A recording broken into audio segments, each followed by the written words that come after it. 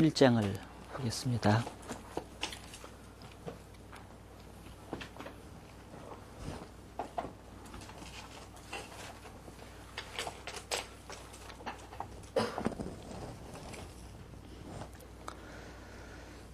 히브리서 11장 7절 같이 읽어보겠습니다. 믿음으로 노아는 아직 보지 못한 일에 경고하심을 받아 경외함으로 방주를 예비하여 그 집을 구원하였으니 이로 말미암아 세상을 정죄하고 믿음을 좇는 의의 후사가 되었느니라. 오늘 이제 성경 인물 연구 세 번째로 노아에 대해서 같이 좀 공부를 해보도록 하겠습니다. 노아는 여기 방금 읽은 말씀대로 아직 보지 못하는 일에 경고하심을 받아 경외함으로 방주를 예비하여 그 집을 구원하고 의의 후사가 되었다. 그런 말씀이 기록이 되어 있는데 죄악이 가득 찬 그 세상을 홍수로 심판하시겠다라고 하는 그 하나님의 예언의 말씀을 듣고 그것을 아주 분명히 믿고 그 홍수 심판을 대비해서 방주를 만들고 그로 말미암아서 구원을 받았을 뿐 아니라 그 의를 쫓아간 그 모든 사람들의 모범이 된 그런 케이스로서 존재하는 사람이 바로 노아입니다.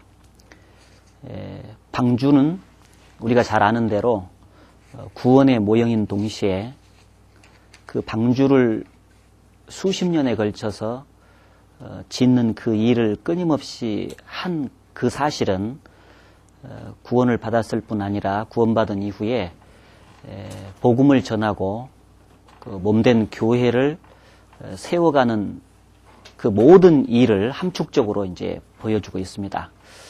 노아는 여러 가지 당시의 세상을 살아가면서 육신적으로 자기가 해야 될 필요한 일도 있었지만은 그러나 가장 그 자기 일에 있어서 중요하게 생각했던 것은 방주를 짓는 일과 아울러서 당시 죄악에 가득 찬 세상을 심판하신다는 하나님의 메시지를 끊임없이 전했던 일, 그 두 가지를 계속 가장 중요하게 생각하면서 했었던 사람입니다. 그래서 이 노아를 통해서 이제 한 가지 좀 교훈을 받아보고 싶은데요. 첫째는 노아는 하나님께 은혜를 입었던 사람입니다. 창세기 6장 8절에 보면은 노아는 하나님께 은혜를 입었더라. 그렇게 기록이 되어 있습니다. 하나님의 은혜는 모든 사람들에게 동일하게 주어지는 그 일반적인 은혜하고 또 구원받은 사람들에게만 주어지는 특별 은혜하고 이렇게 나눌 수가 있습니다. 모든 사람들에게 동일하게 주어지는 그 일반적인 은혜라고 하는 것은 그들이 육신이 살아가는 데 필요한 모든 것을 공급해 주신다는 것을 말합니다. 그래서 하나님은 악인에게나 선인에게나 햇볕과 비를 내리시는 그 자비하신 하나님이시다. 그렇게 성경에 기록이 되어 있는데 구원받은 사람에게나 구원받지 않은 사람에게나 하나님은 햇볕과 비와 또 공기와 만물을 끊임없이 내려주십니다. 그리고 구원받은 사람이나 구원받지 않은 사람에게나 동일하게 적용되는 그 자연계의 원리가 주어지고 있습니다. 뿌린 대로 거둔다, 심은 대로 거둔다는 그 자연 법칙을 동일하게 하나님께서는 그들에게 이제 이루고 계십니다. 그런 점에서 볼 때 보편적인 하나님의 일반적인 은혜가 있습니다. 그러나 확실히 구원받은 사람에게는 구원받지 않은 사람들에게 베풀지 않는 특별한 은혜가 있습니다. 그 은혜는 가장 먼저 영원한 천국에 들어갈 수 있는 그 구원을 값없이 주셨다는 것이 첫 번째 은혜이고, 또 인생길을 살아가는 데 있어서 끊임없이 진리, 하나님의 말씀이 아니면은 그 올바른 길을 걸어갈 수가 없는데, 성경이라고 하는 진리의 말씀을 주어서 그 말씀대로 순종하는 가운데서, 하나님의 뜻 가운데서 걸어갈 수 있는 그 계기를 마련해 주셨습니다. 그래서 구원도 하나님의 은혜고, 우리에게 주신 그 성경 말씀도 하나님께서 우리들에게 주신 은혜입니다. 또 가정이 없이는 정상적인 그 사람으로서 성장을 할 수 없는 것이 인간 세상의 원리인데, 구원받은 그리스도인들도 교회라고 하는 영적인 가정이 없다면은 정상적인 신앙생활을 할 수가 없고 주님의 사랑을 깨달을 수가 없습니다.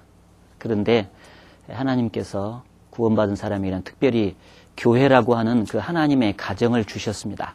그래서 서로 사랑하는 법을 거기서 배우고 서로 사랑을 나눌 수 있도록 했고, 하나님의 능력을 그 교회 속에서 힘입을 수 있도록 주신 것입니다. 그래서 올바로 성장할 수 있는 그 수단으로서 교회를 주셨다는 것도 구원받은 사람들에게만 주시는 특별 은혜에 해당된다고 볼 수가 있습니다. 그리고 성경 다른 곳에 보면은 인생길에 있어서 끊임없이 동행하면서 인도해 주시는 것도 하나님의 은혜고, 기도를 했을 때 그 기도에 전적으로 하나님께서 들으시고 응답해 주시는 것도 하나님의 은혜입니다. 그래서 종합적으로 정리를 해본다면, 구원받은 사람에게 있어서 하나님을 향한 신앙의 출발점은 하나님이 우리에게 주신 은혜다, 그렇게 정리할 수가 있고요. 구원받은 것도 하나님의 은혜요, 주님의 몸된 교회 속에서 주신 은사도 주님의 은혜요, 또 주님을 위해서 봉사할 수 있는 힘을 주신 것도 주님의 은혜다.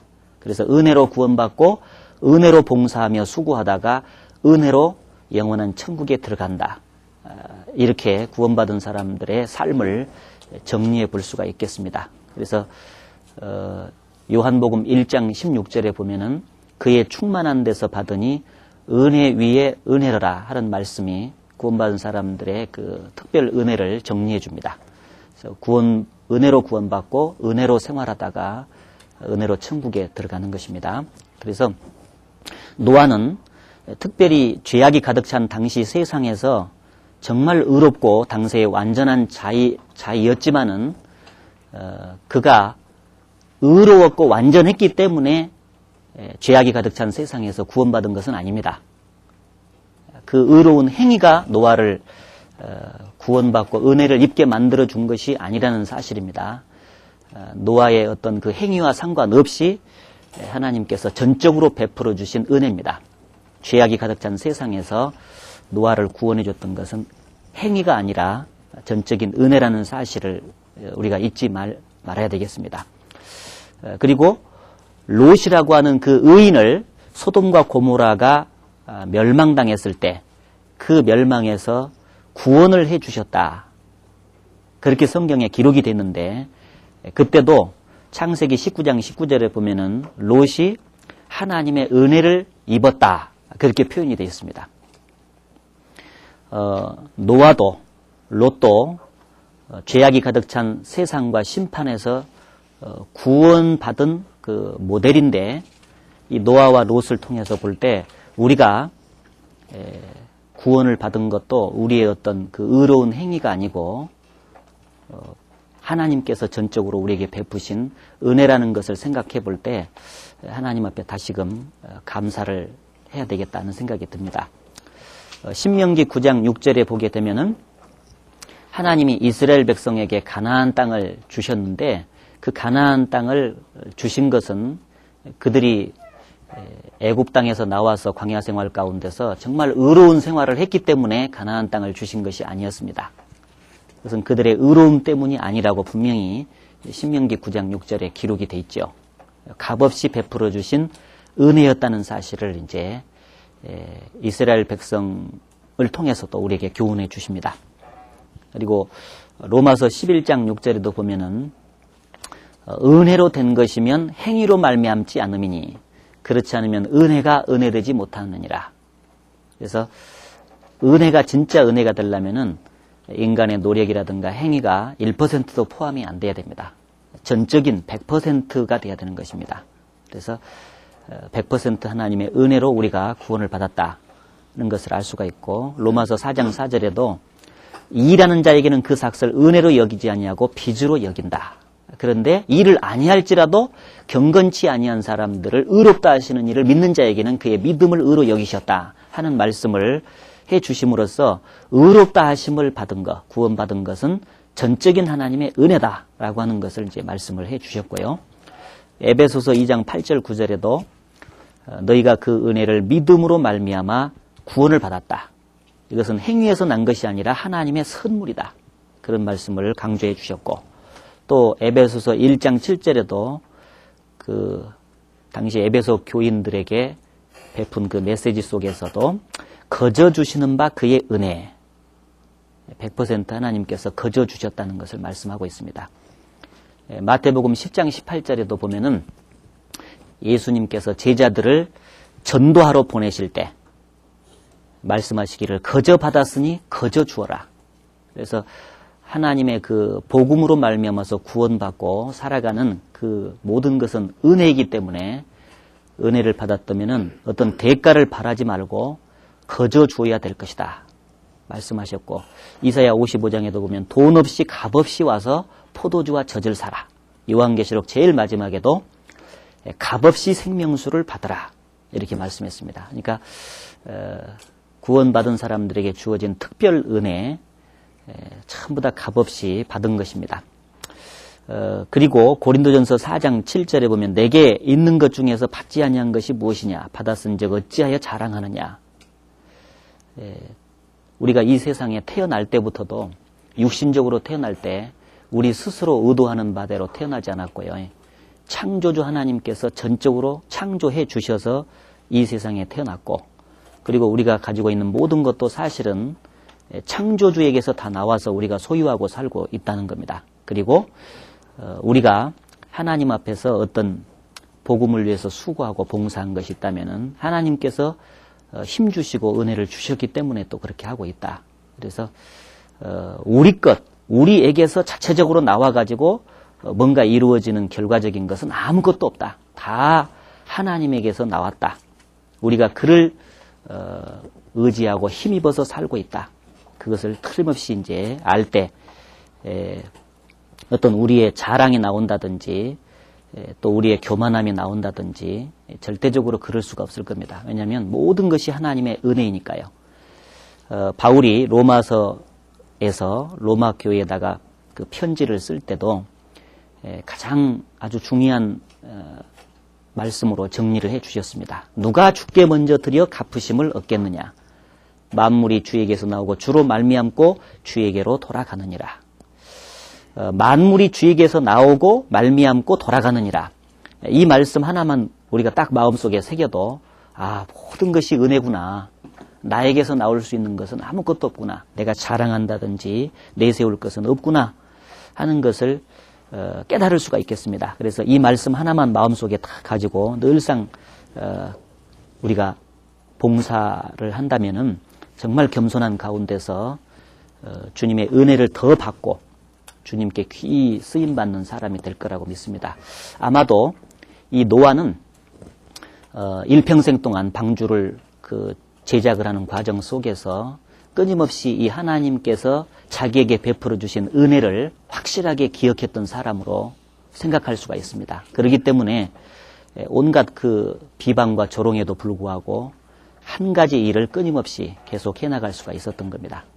그래서 오늘 하루도 우리가 이제 주님의 그 일꾼으로서 봉사를 하기 위해서 기도해야 될 제목이 있다면은, 하나님, 주님의 은혜가 아니면은 저는 기쁜 마음으로 주님을 위해서 봉사할 수가 없습니다. 그러니 저에게 오늘 또 주님의 일을 위해서 필요한 은혜를 오늘 또 내려주십시오. 오늘 하루 필요한 은혜 주셔서 주님의 일을 잘 감당할 수 있도록 해 주시라는 그 기도는 가장 합당한 기도 중에 하나라고 이제 말씀을 드릴 수가 있겠습니다. 그 두 번째는 하나님과 동행했던 사람이다라고 창세기 6장 9절에 기록이 되어 있는데, 에녹이 300년간 동행했던 것을 지난번에 이제 배우셨는데, 이 노아도 동일하게 하나님과 끊임없이 동행했던 사람이었습니다. 에녹이 하나님과 동행했다는 것을 통해서 어떻게 하는 것이 진정한 동행인가를 이제 우리가 같이 배웠었는데, 이 노아를 통해서도 몇 가지 비슷하고 반복되고 중복되는 내용도 있지만은, 그러나 계속해서 또 살펴볼 필요가 있다고 생각합니다. 그래서 과연 노아는 어떤 사람이었길래 하나님과 끊임없이 동행을 했을까? 하나님께서 같이 인도를 해 주셨을까? 하는 것을 같이 생각해 보는 겁니다. 첫째로는 하나님 앞에 의로운 사람이었다. 의로운 사람이었다. 의인이요 당세의 완전한 자였다.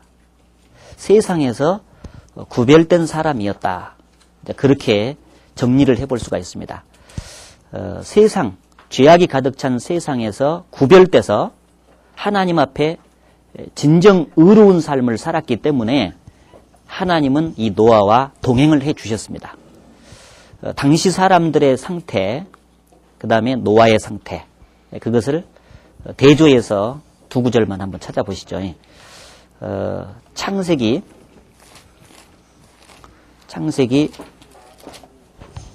6장 11절을 보시면은요,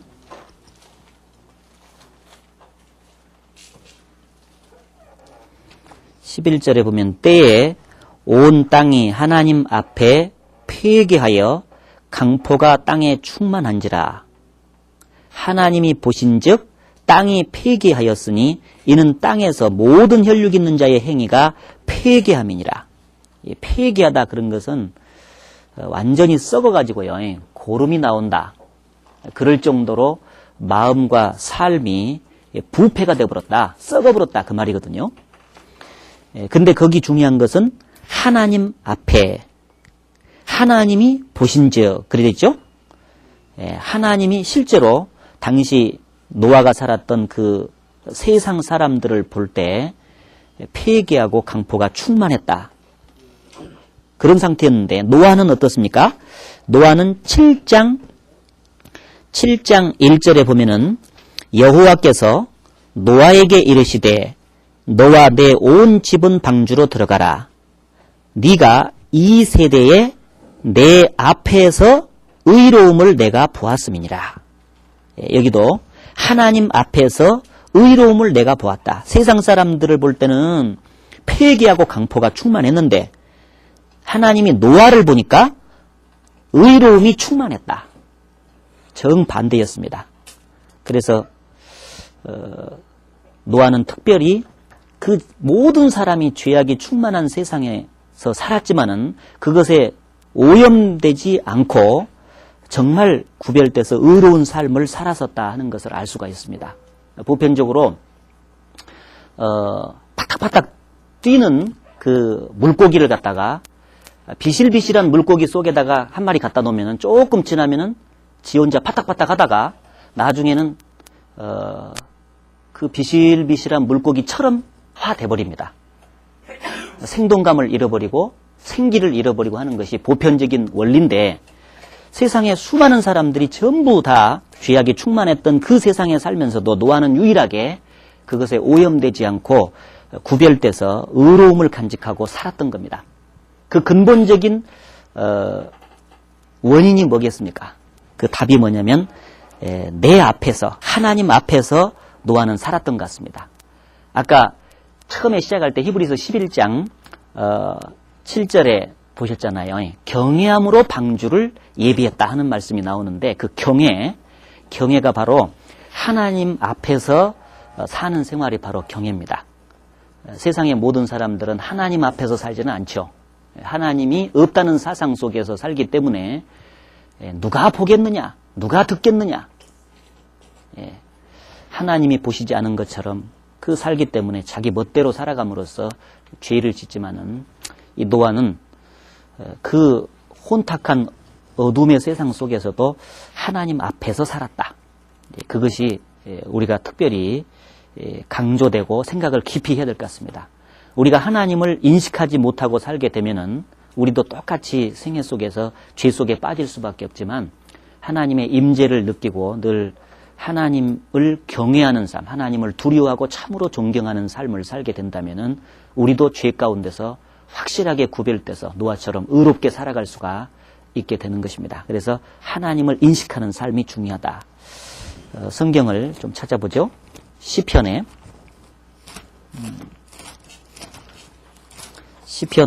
54편에 우리가 잘 알고 있는 말씀이죠.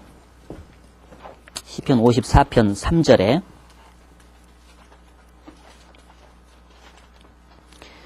외인이 일어나 나를 치며 강포한 자가 내 생명을 수색하며 하나님을 자기 앞에 두지 아니하였음이니라. 아까 강포가 충만했다 그랬잖아요.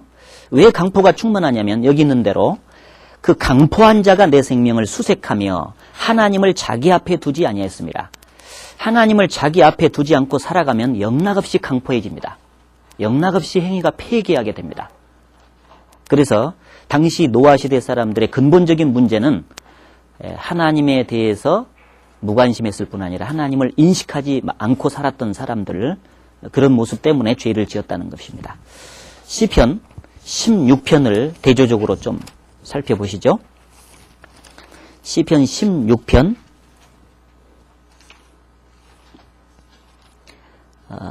8절입니다. 8절에 내가 여호와를 항상 내 앞에 모시며 그가 내 우편에 계심으로 내가 요동치 아니하리로다. 다윗은 하나님의 마음에 합한 사람이라고 칭찬을 하나님께서 해주셨잖아요.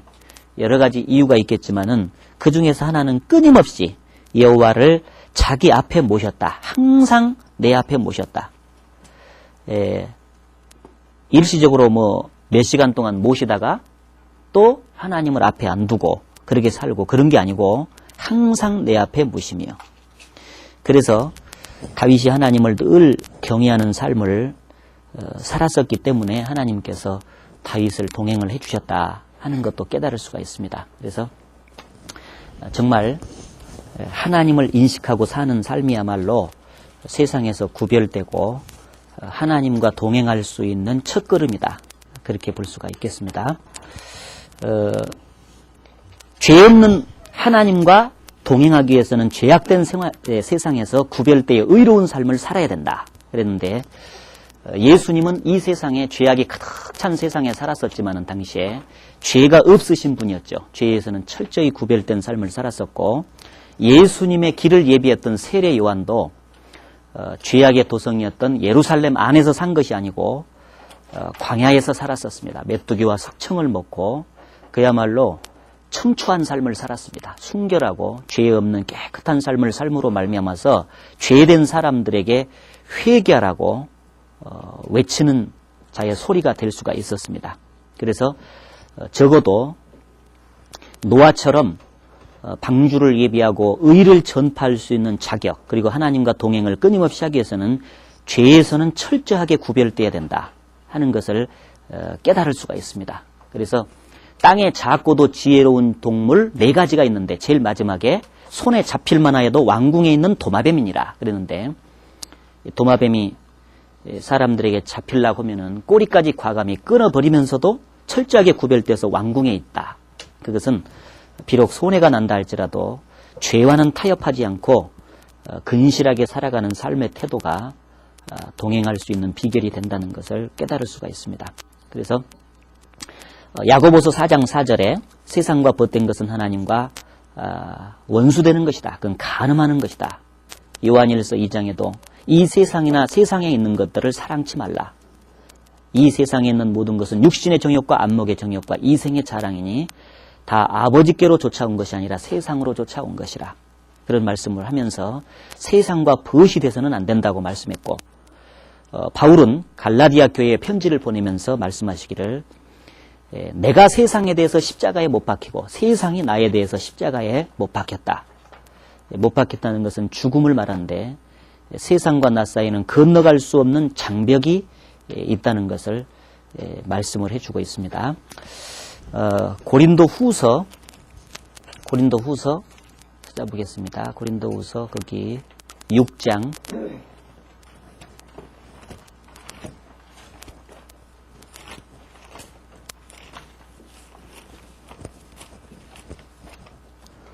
고린도후서 6장 14절부터 너희는 믿지 않는 자와 멍에를 같이 하지 말라. 의와 불법이 어찌 함께하며 빛과 어둠이 어찌 사귀며 그리스도와 벨리알이 어찌 조화되며 믿는 자와 믿지 않는 자가 어찌 상관하며 하나님의 우상, 성전과 우상이 어찌 일치가 되리요. 도저히 같이 섞일 수가 없는 것들을 몇 가지 말씀하시면서 대조를 시켰습니다. 의와 불법, 빛과 어둠, 그리스도와 벨리알, 하나님의 성전과 우상, 믿는 자와 믿지 않는 자, 근본적으로 섞일 수 없는 것들입니다. 그래서 분명한 그 중간에, 이 두 부류 중간에 십자가라고 하는 그 장벽이 분명하게 있는 겁니다. 보이지 않는 장벽이죠. 그래서 7절에 그러므로 주께서 말씀하시기를 너희는 저희 중에서 나와서 따로 있고 부정한 것을 만지지 말라. 내가 너희를 영접하여 너희에게 아버지가 되고 너희는 내게 자녀가 되리라. 전능하신 주의 말씀이니라 하셨느니라. 여기 너희는 내게 자녀가 되리라 하신 말씀은 구원받았을 때 자녀가 되지만은 그러나 진정한 의미에서 자녀로서 역할을 하고 아버지와 아들로서 교제를 하면서 동행하는 삶을 살기 위해서는 저희 중에서 나와서 따로 있고 부정한 것을 만지지 마야 된다. 죄에서 철저하게 구별돼야만이 분명하게 동행을 할 수가 있다는 사실을 여기서 다시 한번 우리에게 각인시켜 줍니다. 그래서 죄에서 구별돼야 된다 하는 것을 말씀을 드렸고요. 또 하나 좀 강조돼야 될 것이 여기 의인이요 의로움이라 그래 돼 있잖아요. 그래서 구원받은 사람은 이제 믿음으로 의롭다함을 받았지 않습니까? 그렇기 때문에 실제 의로운 삶을 살아야 된다 하는 것을 또 알 수가 있습니다. 그래서 좀 같이 메모를 좀 해보시죠. 여기 메모가 좀 빠졌죠. 베드로후서 3장 13에서 14절에 거기 보면은 의에 거하는 바 새하늘과 새 땅에 들어가려면 의롭게 살아야 된다 하는 말씀이 기록이 되어 있습니다. 또 요한 1서 2장 29절에 보게 되면은 의를 행하는 자마다 그에게서 난 줄을 안다 그랬습니다. 그래서 예수님에게서 태어났다면 반드시 의를 행해야 된다 그렇게 말씀을 했고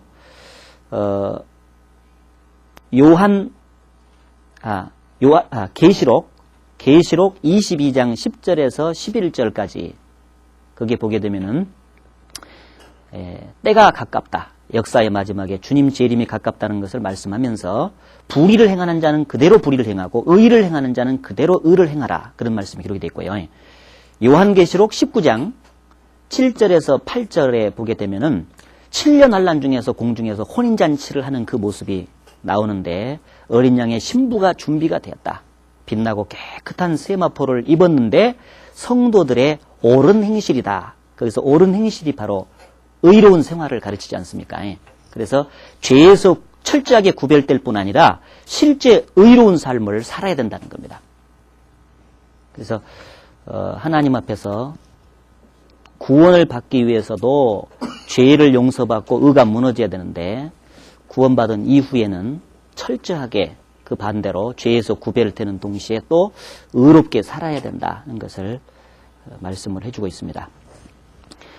두 번째는 이 노아는 믿음으로 살았던 사람이다 하는 것을 이제 좀 생각을 해볼 수가 있습니다. 믿음으로 보지 못하는 것에 경고하심을 받아서 방주를 예비했다. 그래서 믿음은 보지 못하는 것들의 증거요. 히브리서 11장 1절에 믿음은 바라는 것들의 실상이요 보지 못하는 것들의 증거다. 그래서 이 바라는 것들의 실상이다 그 말은 뭐냐면은 저 카메라가 있는데 이 카메라를 가지고 어떤 사물을 쭉 이렇게 살피는데 멀리 있는 물체를 갖다가 쭉 줌을 해서 이렇게 끌어당기면은 이 렌즈에 초점이 그 물체가 맞춰지지 않습니까? 저처럼 멀리 있는 물체를 끌어당기는 것이 이제 카메라의 그 줌인데, 그와 마찬가지로 우리 믿음이라는 것은 아직 눈에 보이지 않지만 약속된 바죠. 아직 나타나지만 약속된 바를 마음 가운데로 끌어당기는 작용을 하는 것이 믿음입니다. 그래서 딱 보이지 않는 것들에 대해서 성경에 기록이 됐는데, 그것을 내 마음속에 딱 믿게 되면은 내 마음속에 실상으로 딱 형성이 된다, 그 뜻입니다. 믿음은 바라는 것들의 실상이요. 조금 어려운 말씀이죠. 근데 아마 카메라로 예를 들어서 같이 좀 이해하면 금방 쉽겠습니다. 그래서 노아는 역사의 마지막에 당시에 그 심판에 대해서 실제 심판은 이루어지지 않았고, 그 가운데서 구원도 이루어지지 않았지만 그것을 미리 바라보고 확실하게 가슴에 새기고 살았던 사람이었습니다. 그런 점에서 볼 때 믿음으로 살았다, 이렇게 말할 수가 있습니다. 고린도후서 5장 7절에 보게 되면은 이는 우리가 믿음으로 행하고 보는 것으로 하지 아니합니다. 보는 것과 보이지 않는 것의 차이인데, 세상의 모든 사람들은 보이는 것을 좇아서 살죠. 그러나 구원받은 그리스도인들은 보이지 않는 것을 바라보면서 살아가는 사람들입니다. 이 점에 있어서 아주 극명한 대조가 이루어지고 있죠. 중국 선교사였던 그 허드슨 테일러 전기를 이제 여러분들 읽어보신 분 알겠지만은, 그 허드슨 테일러 전기의 서문에 보게 되면은 이렇게 써져 있습니다. 보이는 세상에 살면서 보이지 않는 하나님을 보이는 세상 것보다 더 확실히 믿고 살았던 사람, 이렇게 되어 있습니다. 아주 참 이 허드슨 테일러가 살았던 그 삶이 그대로 이제 반영이 된 그 말씀이라고 생각되는데, 보이는 세상에 살면서 보이지 않는 하나님을 보이는 세상 것보다 더 확실히 믿고 살았던 사람은 세상이 감당할 수가 없죠. 그렇지 않습니까? 그 모든 세상의 것을 초월하면서 사는 사람이니까요. 그래서 믿음으로 사는 사람이야말로 가장 그 확실한 능력을 소유하고 힘을 소유하고 살아가는 사람이다, 그렇게 볼 수가 있습니다. 고린도후서 4장 18절에 보면 우리의 돌아보는 것은 보이는 것이 아니요 보이지 않는 것이다. 보이지 않는 것을 소망하고 산다. 히브리서 11장 13절에도 앞서간 그 믿음의 선진들이 약속을 받지 못하였을 때 그것을 멀리서 보고 환영을 했다. 멀리서 보고 환영을 했다. 반드시 그곳에 들어간다라고 하니 영원한 천성을 바라보면서 살았다는 것입니다. 아브라함 로마서 4장 17절에서 22절에 보게 되면은 바랄 수 없는 중에 바라고 믿었다. 보이지 않는 것을 보는 것처럼 사는 것이 믿음이고, 또 바랄 수 없는데 불가능한데 가능하다라고 하는 하나님의 약속을 믿고 받아들이는 게 또 믿음이고, 그렇지 않습니까? 사라가 경수가 끊어진 지가 오래였는데 도저히 그 자식을 생산할 수 없음에도 불구하고 사라를 통해서 자녀를 주시겠다고 하는 그 하나님의 약속을 분명하게 믿었던 사람입니다. 아브라함. 그런데 실제 그 노아 시대 사람들의 상태는 노아의 그런 그 믿음으로 사는 삶의 태도하고는 완전 반대였었죠. 그래서 시집가고 장가가고 당시 그 육신적인 삶을 그 현세적으로만 살았던 것입니다. 그러나 노아는 영원한 것, 완전한 것, 신령한 것만을 추구하면서 쭉 살아갔었습니다. 그 점에 있어서 이제 다른데, 열왕기 하에 엘리사 시대에 기근이 이제 이스라엘 땅에 있었지 않습니까? 그때 하나님께서 엘리사를 통해서 약속을 해 주셨습니다. 내일이면은 너희가 충분히 이 기근에서 해소가 될 것이다. 그렇게 얘기를 했을 때 군대 장관 한 사람이 나와서 한다는 말이, 여호와께서 하늘에 창을 내신들 어찌 그런 일이 있을 수가 있겠습니까? 하고 그 하나님의 약속을 믿지 못하는 그런 경우가 있었습니다. 그런데 이제 이튿날 실제로 하나님께서 은혜를 베푸셔서 그 기근에서 이제 해소가 됐습니다. 그러나 그 불신했던 장관은 결국 그 기근에서 해소가 되지 못한 채 불신 때문에 죽었던 그 모습을 볼 수가 있고요. 열왕기하 6장에 보게 되면은 이스라엘을 이제 주변에서 족속들이 이제 쳐들어왔을 때 그 엘리사의 종이 너무너무 그것을 보고 두려워했었습니다. 보이지 않는 하나님과 그 구원받은 이스라엘 백성들의 모형이죠. 그 이스라엘 백성들을 지키시는 그 천사들의 모습, 그것을 보지는 못하고 보이는 그 군대들만 봤었잖아요. 그래서 엘리사가 하나님 앞에 간절히 기도를 했죠. 엘리사의 그 종의 눈을 열어서 보게 하여 달라고, 믿음의 눈을 그에게 달라고 그렇게 말씀한 거죠. 그래서 실제로 하나님께서 기적을 베푸셔서 함께 하시는 불병거와 그 모습들, 불말들을 쭉 보게 해 주셨습니다. 이것은 똑같이 구원을 받고 살아도 정말 보이는 것만을 추구하면서 사는 사람과 또 보이지 않는 신령한 세계에다가 마음의 눈을 밝혀서 그것을 보고 믿음으로 사는 사람과의 그 차이점을 우리에게 보여준다고 볼 수가 있겠습니다. 그래서 믿음으로 사는 것이 동행에 있어서 가장 중요한 것 중에 하나다 하는 것을 알 수가 있고요. 이사야 5장에 그 가옥의 가옥을 연하며 전토의 전토를 하고 빈틈이 없도록 하고 이 땅 가운데 거하려 하는 그들은 화 있다. 그들이 아침에 일찍 일어나서 독주를 따라가며 밤이 깊도록 포도주에 취한다. 그러나 여호와의 행하심에 관심치 않고 그의 손으로 행하시는 일에 관심치 않는다. 그런 말씀이 있고요. 현세적인 그 사람들의 삶의 모습이 이사야 22장에도 나와 있고, 또 사두개인들이 내세를 부인하면서 영혼의 존재도 부인하면서 살았던 것을 알 수가 있죠. 보이지 않는 부분에 대해서는 전혀 관심이 없는 사람들, 막혀있는 사람들, 영원한 멸망으로 이제 떨어지게 될 것입니다. 한 구절을 찾아보죠. 베드로 후서 1장. 베드로 후서 1장에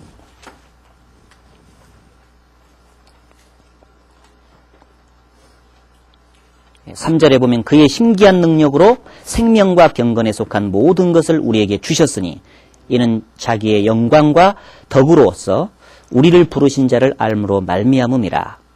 4절은 같이 읽어봅시다. 이로써 그 보배롭고 지극히 큰 약속을 우리에게 주사 이 약속으로 말미암아 너희로 정욕을 인하여 세상에서 썩어질 것을 피하여 신의 성품에 참여하는 자가 되게 하려 하셨으니, 여기도 보이지 않는 그 소망, 약속, 이 약속을 우리가 가졌기 때문에 세상에 썩어질 것을 피해서 살 수가 있는 것이다. 그런 말씀을 했죠. 그래서 보이는 것보다 보이지 않는 것을 더 추구하면서 사는 삶, 그게 믿음으로 사는 삶이다 하는 것을 깨달을 수가 있습니다. 그 다음에 이 노아가 하나님 앞에서 정말 하나님과 동행할 수 있었던 그런 근거, 또 생각해 보면은 베드로전서 3장을 한번 찾아보죠. 여기 베드로전서 3장. 베드로전서 3장 20절에 보면 그들은 전에 노아의 날 방주 예비할 동안 하나님이 오래 참고 기다리실 때에 순종치 아니하던 자들이라. 거기에 하나님이 오래 참고 기다리실 때에 그래 됐죠. 이 하나님이 세상 사람들을 오래 참고 기다리셨는데 노아도 하나님만큼은 오래 참지를 못했지만은 정말 오래 참고 기다렸던 사람이었습니다. 성경에 정확히 몇십 년이라고 이제 말할 수는 없지만 아무튼 수십 년 동안 노아는 방주 하나 만드는 일에 끊임없이 관심을 가지고 살았습니다.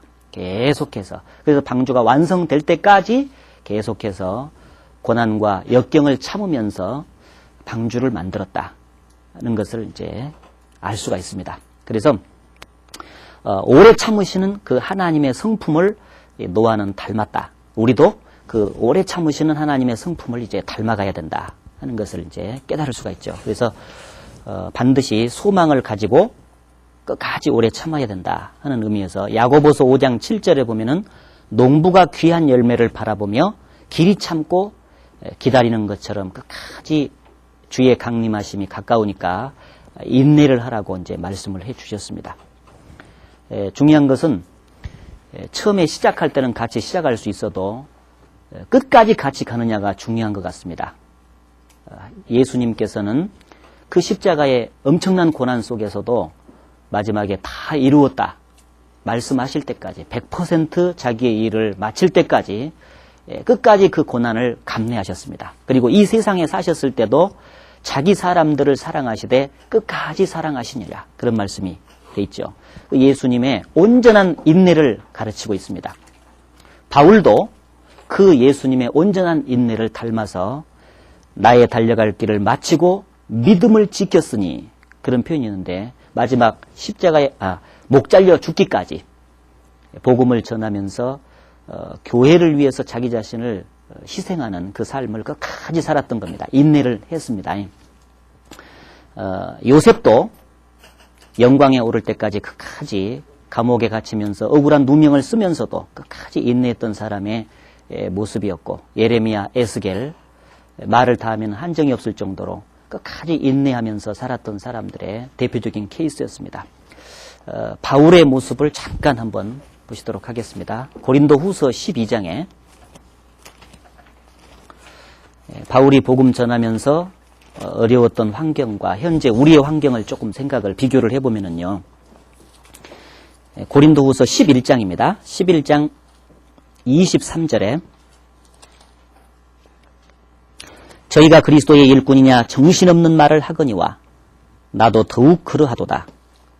내가 수고를 넘치도록 하고 옥에 갇히기도 더 많이 하고 매도 수없이 맞고 여러 번 죽을 뻔하였으니 유대인들에게 40에 하나 감한매를 5번 맞았으며 3번 태장으로 맞고 1번 돌에 맞고 3번 파선하는데 일주야를 기품해서 지냈으며 여러 번 여행에 강의 위험과 강도의 위험과 동족의 위험과 이방인의 위험과 시내의 위험과 광야의 위험과 바다의 위험과 거짓 형제 중에 위험을 당하고 또 수고하며 애쓰고 여러 번 자지 못하고 줄이며 목마르고 여러 번 굶고 춥고 헐벗었노라.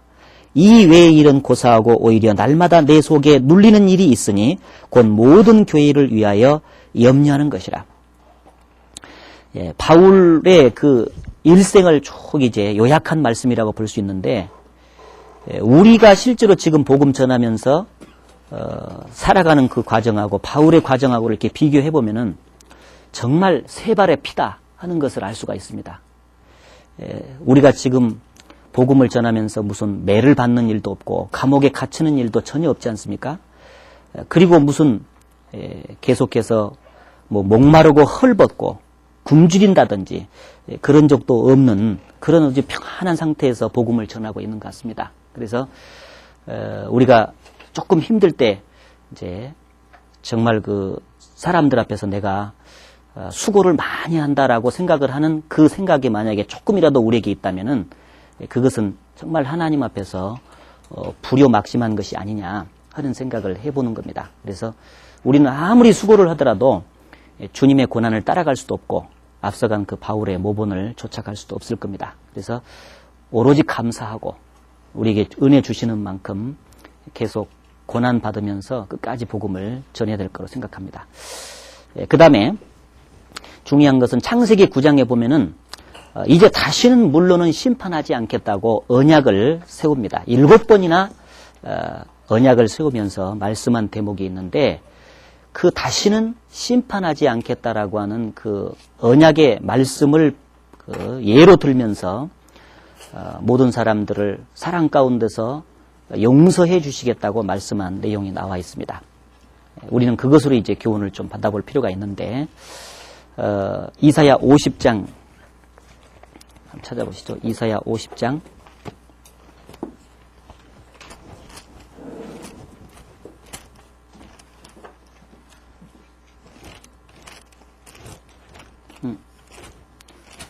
이사야 54장 잘못됐네요.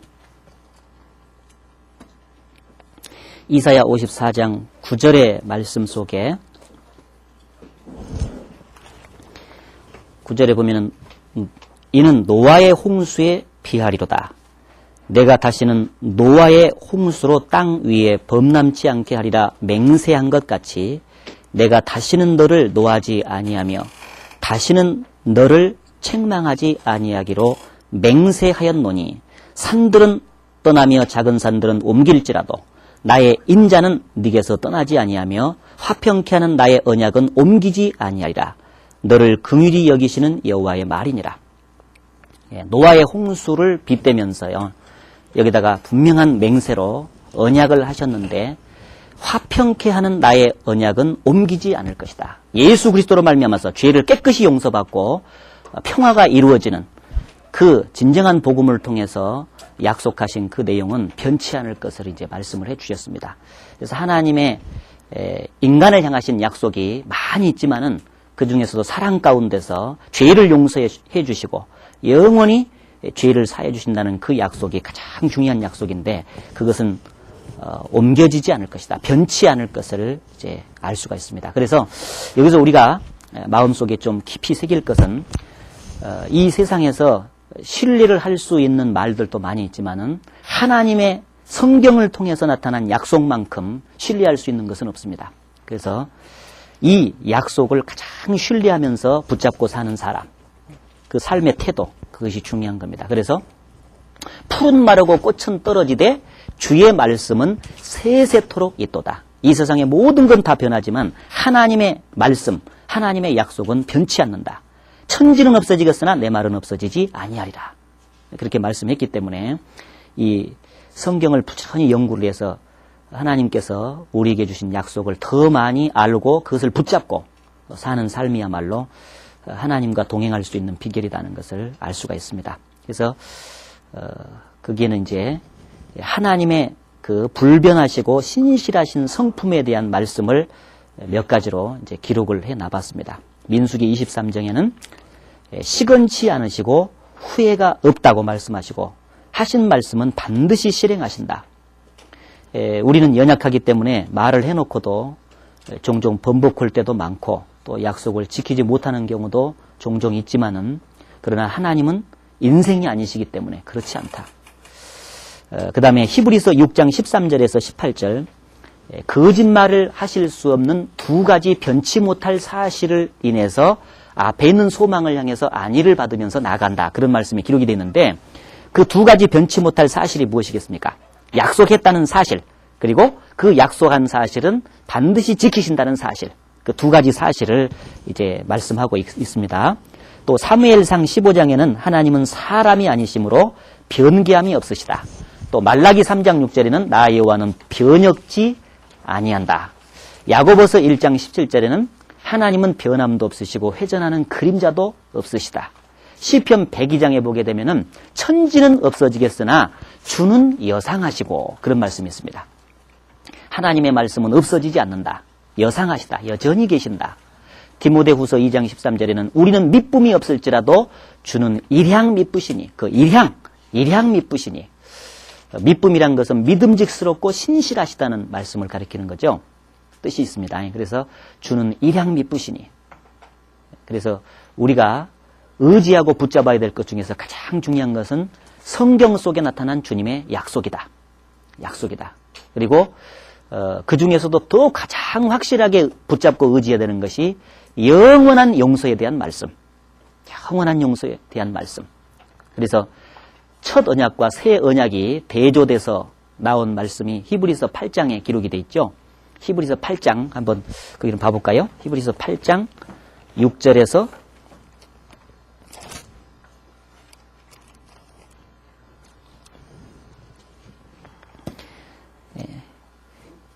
히브리서 8장 6절에서 이제 12절까지를 쭉 보게 되면은요, 이 모든 것을 이같이 예비하였으니 제사장들이 항상 첫 장막에 들어가 섬기는, 제가 7장이죠? 7장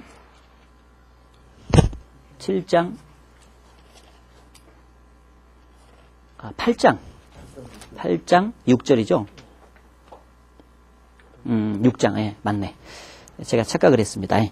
8장 6절에서 보면은, 그러나 이제 그가 더 아름다운 직분을 얻으셨으니, 예수님을 가르치죠. 이는 더 좋은 약속으로 세우신 더 좋은 언약의 중보라. 저 첫 언약이 무음하였다면 둘째 것을 요구할 일이 없었으려니와, 첫 언약이 흠이 있었다 그 말이죠. 그래서 둘째 언약인 예수님을 통해서 했다. 그래서 일러스되 주께서 가라사대 볼지어다 날이 이르리니 내가 이스라엘 집과 유다 집으로 새 언약을 세우리라. 10절에 또 주께서 가라사대 그날 후에 내가 이스라엘 집으로 세울 언약이 이것이니 내 법을 저희 생각에 두고 저희 마음에 이것을 기록하리라. 나는 저희에게 하나님이 되고 저희는 내게 백성이 되리라. 또 각각 자기 나라 사람과 각각 자기 형제를 가르쳐 이르기를 주를 알라 하지 아니할 것은 저희가 작은 자로부터 큰 자까지 다 나를 알미니라. 내가 저희 불의를 긍휼히 여기고 저희 죄를 다시 기억지 아니하리라 하셨느니라. 새 언약이라 말씀하셨음에 첫 것은 낡아지게 하신 것이니 낡아지고 쇠하여져 가는 것은 없어져 가는 것이니라. 율법과 특별히 그 안에 있는 제사법을 통해서 나타난 그 모형적인 것들 있잖아요. 그것은 첫 것입니다. 그건 다 세져버리고 새 언약이 더 중요한 것이다. 그래서 예수님 피로 죄가 사해진다는 것이 아주 중요한 진리이기 때문에요. 누가복음 22장 20절 또 히브리서 10장 29절에 보면은 그 피로 세운 언약이라고 되어 있어요. 피로 세운 언약. 특별히 언약은 언약인데 피로 세운 언약이다. 히브리서 10장에 보면은 자기를 거룩하게 한 언약의 피를 부정한 것으로 여기고 그 거룩하게 한 언약의 피 그래 됐죠. 그래서 그 피로 영원히 죄사함 받은 사람은 주님과 피로 맺어진 사람입니다. 그래서 내 주와 맺은 언약은 영불변하시니 얼마나 그 아름다운 그 언약인지 모르겠습니다. 그래서 이 언약으로 말미암아서 우리가 확실히 구원받고 그 영원한 언약을 온전하게 전하는 그 일꾼이 됐다는 사실, 성경의 약속 중에서도 가장 중요한 약속을 우리의 입을 통해서 전할 수 있다는 사실, 그것이 얼마나 그 하나님 앞에서 자부심을 느껴야 될지 모르겠습니다. 그래서 그 영원한 용서에 대한 그 부분 중에서 창세기 9장과 창세기 6장에 보면은 모형적인 부분이 좀 나오죠. 노아가 술이 취해서 자기도 모르는 사이에 하체를 벌거벗고 잤습니다. 어떻게 딱 보면은 도덕적인 흠이 아니었을까 그런 생각이 드는데 당시 무슨 뭐 알코올을 넣어가지고 술을 맞는 것도 아니고 그 술을 갖다가 포도를 오랫동안 놔두면은 알코올을 안 넣어도 술이 돼본다면서요. 근데 알코올 넣은 것보다 더 취해본다면서요. 예. 그래서 아마 이 노아가 그 엄청난 이 도수가 높은 그 음료를 이제 먹은 겁니다. 먹으니까 자기도 모르는 사이에 뒤척뒤척 하다가 더우니까 그냥 뭐 벗어 제낀다는 것이 밑에 뚜리를 벗어 제낀 모양이죠. 그것은 어떻게 보면은 도덕적인 흠이다라고 보기는 참이 노아의 실수 정도 이렇게 볼 수가 있겠습니다. 그래서 그것에 대해서는 성경에 언급이 없잖아요. 근데 문제는 아들인 셈과 야벳은 그 아버지의 작은 실수였던 허물을 뒷걸음질 쳐서 옷을 가지고 덮어줬지만은 함은 그것을 정죄하고 판단을 했다. 그것이 피로 세운 언약이었던 그 하나님의 사랑과 용서, 우리의 모든 허물을 덮어주신 그 용서에 입각해서 볼 때 너무나 그 잘못된 것이 아니냐. 그래서 함은 저주를 받아봤잖아요.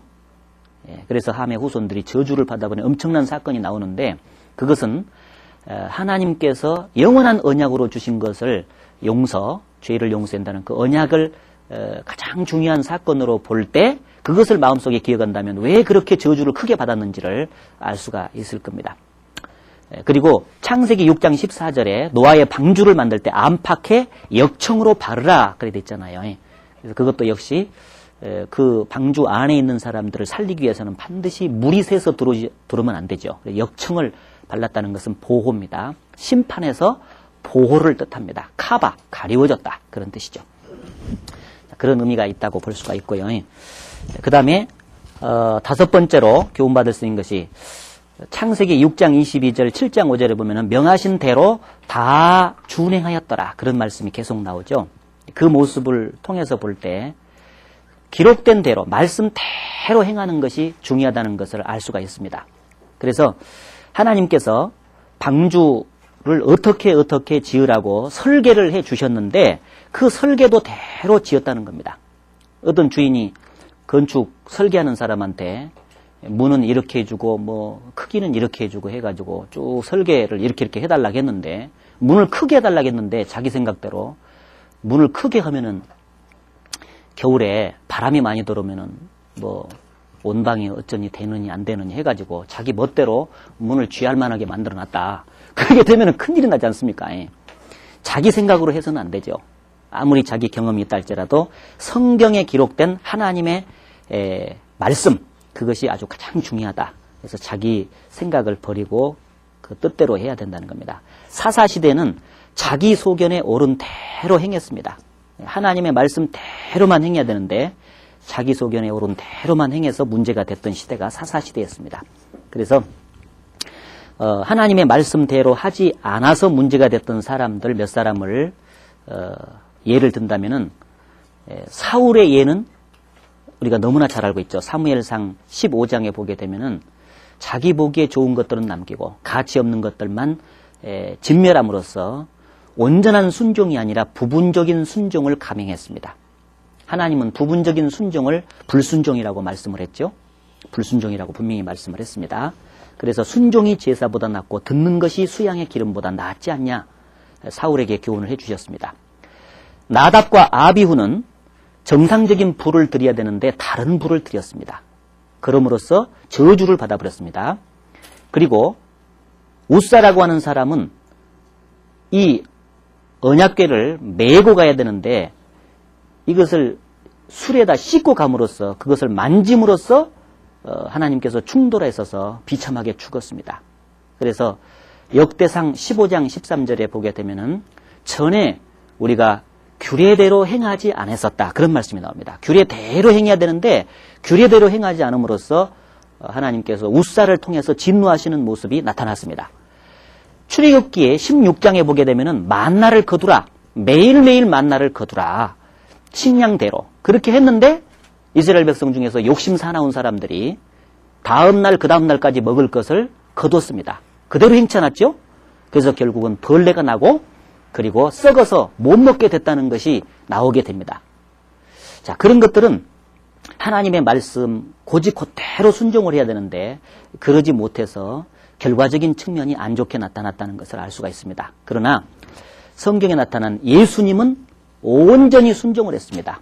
그래서 빌립보서 2장 8절 9절에 보게 되면은 하나님과 동등됨을 취할 것으로 여기지 아니하시고 종의 형체를 가져 십자가에 죽기까지 복종했다. 온전히 복종했습니다. 아브라함도 이삭을 바치라 했을 때 온전히 순종해서 바쳤죠. 모세도 성소를 만들 때 하나님께서 보여주신 식양대로 만들었다는 말씀이 19번, 제사장 장막을 거룩하게 하는 일에 있어서 하나님 말씀대로 했다는 말이 12번 기록이 반복돼서 나오고 있습니다. 여호수아도 6장에 보면은 성을 7바퀴 돌고 마지막에 하루에 한 바퀴씩 돌고 마지막에 7바퀴 돌고 와해 철학했는데 만일에 마지막에 6바퀴만 돌았으면 어쩔 뻔하였습니까? 7바퀴를 온전히 돌았다. 순종입니다. 자, 그래서 우리도 성경에 기록된 말씀을 마음속에 깊이 새기고 그대로 순종해야 된다. 마지막으로 어두운 세상 속에서도 끊임없이 의를 전파했던 사람. 의를 전파했을 때 그 의는 하나님의 의를 설명하는 것 같습니다. 인간의 의가 아니라. 그래서 율법 외에 하나님의 한 의가 나타났다. 예수 그리스도를 믿음으로 말미암는 의를 바라보고 노아도 끊임없이 의를 전파했던 것 같습니다. 그리고 하나님을 경외했던 그 삶이 노아에게 영향을 줘서 가족이 다 구원받았다. 그래 볼 수 있는데 거기 창세기 19장 14절에 보면 롯은 하나님의 메시지를 전파했지만 사위들이 농담으로 여겼잖아요. 롯은 하나님을 참으로 경외했던 삶을 살지 않았던 것 같습니다. 그러나 노아는 하나님을 경외했던 삶을 살았기 때문에 가족만큼은 구원받았다. 가족들도 자기 마음대로 못하지 않습니까? 자식들도. 그런데 노아가 경외했던 삶을 살았기 때문에 자식들도 아내와 똑같이 자부들도 방주 만드는 데 동참했었다. 그래서 최종적으로 교훈 주는 것은 노아와 그 가족이 구원을 받았다는 것은 어느 한 개인이 한 집에서 구원을 받게 되면 반드시 그 집이 구원을 받게 된다. 그 집까지도 구원받는 것을 하나님이 원하고 계신다는 것을 성경 곳곳에 쭉 말씀을 하고 있습니다. 그래서 노아를 통해서 나타난 그 몇 가지 하나님과 동행했던 삶 속에서 배울 수 있는 내용을 좀 정리를 했습니다. 마치겠습니다.